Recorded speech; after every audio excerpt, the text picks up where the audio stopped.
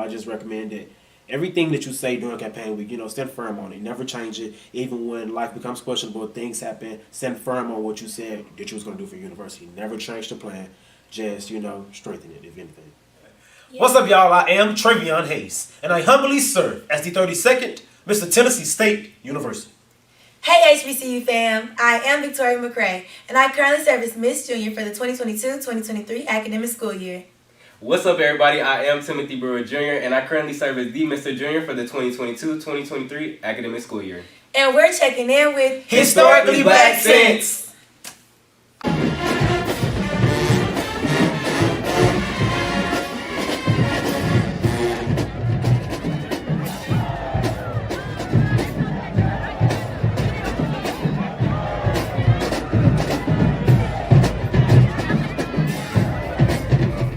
My journey here at Tennessee State University was not always planned. It actually happened last minute, right during decision day, May 1st, back in 2020. I made my decision to come to Tennessee State University based off my aunt, who passed away last year. She kind of persuaded me, told me all the opportunities that they had, and she knew the track that I wanted to go on, so she kind of persuaded me and led me here at Big Blue, and I've been happy ever since I made my decision.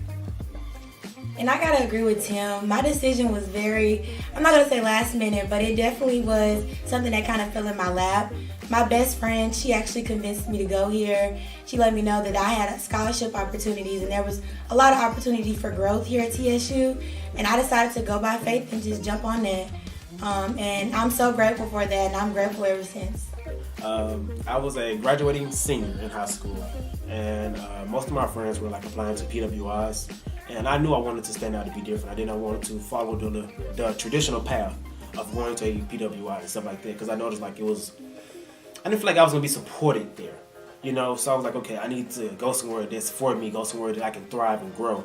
So I did some research, went to Clark Atlanta, went to Harris Stowe, I went to Jackson State. It was okay. They almost had me. But, I came to TSU campus. It was on a Courtyard Wednesday. And I was able to experience the vibe that the student body had, admissions. The entire faculty was out engaging with students. And I was like, okay, this is where I can call home. It's not too far from Memphis. I feel like I can thrive here. I feel like I can grow and possibly bloom into the person who I needed to be, to achieve excellence in my own way. So TSU drove me due to the fact that it was a family environment and academics was first. So, we're on Royal Court, So my thing is, so far throughout this week, what do you find has been the most challenging part? Or challenging event? I wouldn't say it was challenging, but I definitely believe you can let yourself slip because it's a lot of stuff you have to do. It's a lot of things you're responsible for that you need to hold yourself accountable for. But if you make time and you plan out your days, I feel like you can survive it. It's definitely a lot. And the university depends on you a lot. Seriously. And then we have our coordination, which is a very big deal. Yeah. So I do believe it's kind of hard to just try and keep up with everything and be everywhere. I think that's probably the most thing I've struggled with. But making time for stuff that you need, I feel like that's probably been the easiest way to stay on track. That's facts. I would definitely agree. This week hasn't really been challenging, I would say. It's been more so fulfilling for me. But I will say that I definitely learned that you could be needed at any second. Yeah. And you have to stay ready. Always be ready. So you got to get ready. Yeah, always be ready so you never have to get ready. Yeah. I agree with both of y'all, just due to the fact that, I have served as Mr. Junior last year. Strong legs the key. But serving as Mr. Junior, it was just a lot. And then being able to serve as Mr. TSU was times two. I wasn't expecting the work to kick up like that. Appearance after appearances, you're speaking a lot. You're just engaging a lot. I really wasn't expecting it, but I signed up for the position. Yeah. So I just feel like my thing is trying to find a balance. Trying to, engage in social, homework, and still trying to make sure I'm doing the job that I signed up for. Yeah. I think I'm doing a good job so far, but I have to constantly sometimes remind myself that, hey, it's okay. It's okay to breathe. It's okay to take a break. Because I'm so used to working. Like I'm a workaholic, So it's just trying to find that balance. But I think we're doing a good job so far. Yeah. Definitely. So, what I'm saying? This your actual first true experience of a homecoming at TSU. Yeah. So like, how's that feeling for you? You know what I'm saying? Like you was dealing with COVID, homecoming, now you outside. So coming in during COVID, not really getting the initial homecoming experience, it did kind of hurt a little bit. Yeah. But following into sophomore year, I got a little taste of it coming out of the COVID pandemic, and it wasn't the same. Like I knew it just wasn't the real TSU homecoming, but I still grasped it. I still enjoyed myself as much as I could. But this year, I'm definitely enjoying it times 10. I know this is the homecoming that I've been waiting for ultimately, that TSU is known for, that TSU puts on every year. And I couldn't be happier, honestly. Yeah. So Vic, like for you, so like you was on the cheerleader team throughout what, 2 years at TSU? Your freshman year, and your sophomore year. Yeah. So like, how was that as a like, you know what I'm saying, like being a leader and also still trying to enjoy yourself throughout the homecoming? I feel like it's like work-life balance. Like last year I was a cheerleader, of course, so I experienced a different side of TSU. I was in the game cheering rather than being in Royal Court watching the game. Yeah. So, I mean, of course it's a lot of hard work, but nothing good ever comes easy. So, yeah, I mean, it was an experience there. Had a good bonding with my teammates. Got to meet some cheer alum, and yeah, you know, we got to perform for the university, which was cool. And now it's like I get to watch that. So yeah, I'm excited. I love it. And I would add on, being that this is my first homecoming and actually being a member of the Royal Court, it definitely enhances that experience even more. Oh yeah. That's just a little something. Wow. I have a question, and my question is, what are some misconceptions that students have about like student leadership? I would say a few misconceptions would be that some students believe that joining SJ is a popularity contest, or that you're doing it just to show face, or you just want the title or the position. But granted, it's not always that. A lot of people join for the reasons of putting their university first, bettering their university, bettering their campus, helping students with anything that they may need help with. Granted, some people may not join for the right reasons, but ultimately it's to help the university and our school. I agree with that. You know, when you was like, you know, people do stuff like popularity and stuff like that. Like sometimes student leaders do it for clout chasing. You know, they do it so like they can, I don't know, become popular in some specific area of their field or major, something like that. That could be another way, like student leaders get the leader part like misunderstood sometimes. You know, and then like when they get here, they don't really do no work. And that's another problem. Like we talk all this good stuff during campaign week about what we're gonna do, what we need to do, what needs to be done, and then when we get here, nothing has changed, and that has to stop. That has to stop. And moving forward, you know, I just recommend that everything that you say during campaign week, you know, stand firm on it. Never change it. Even when life becomes questionable, things happen, stand firm on what you said that you was gonna do for your university. Never change the plan. Just, you know, strengthen it if anything. Yeah, I agree with both of you all. I think another popular misconception is just people thinking once you become your position, you're just that person. You cannot be yourself anymore. You lose your personality, you lose your personable skills. And I think, you know, that's kind of like a wrong, because I feel like us in our positions, you know, we were who we were before we ran the position, and that's why our class fell in love with us. So after the position, that does nothing but grow, and we just grow those connections with each other. I agree. So, you know, being a student leader, it can become rough.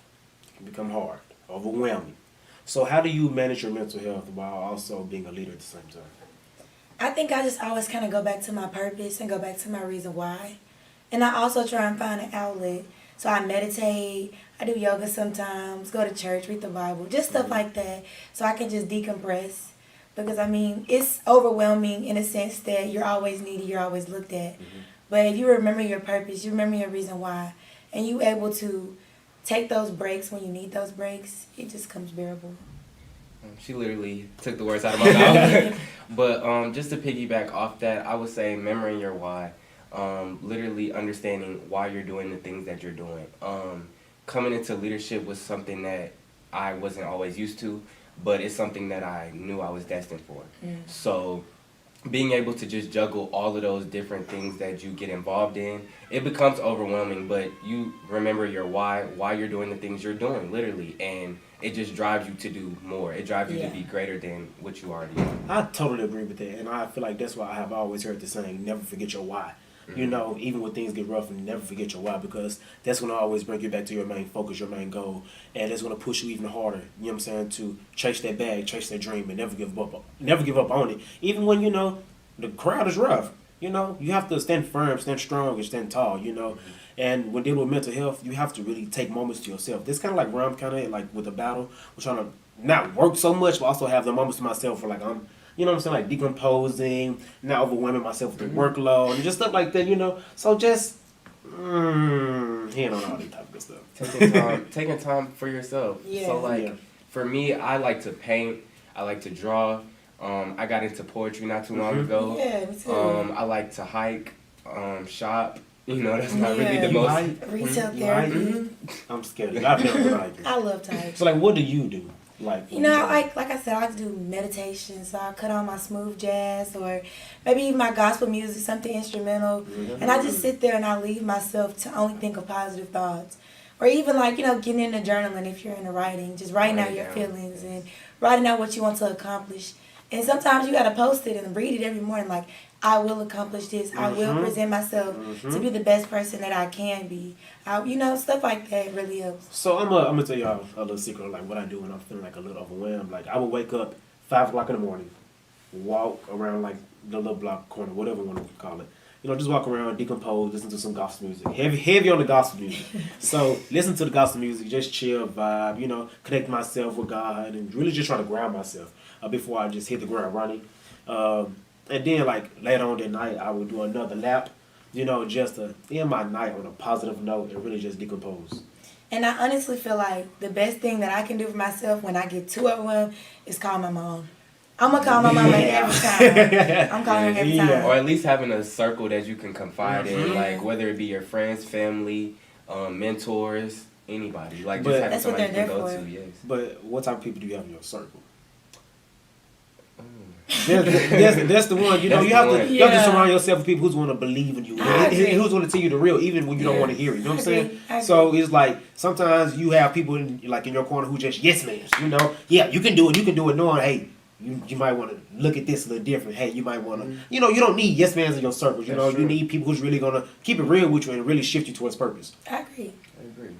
So you know, campaign season is approaching a little bit.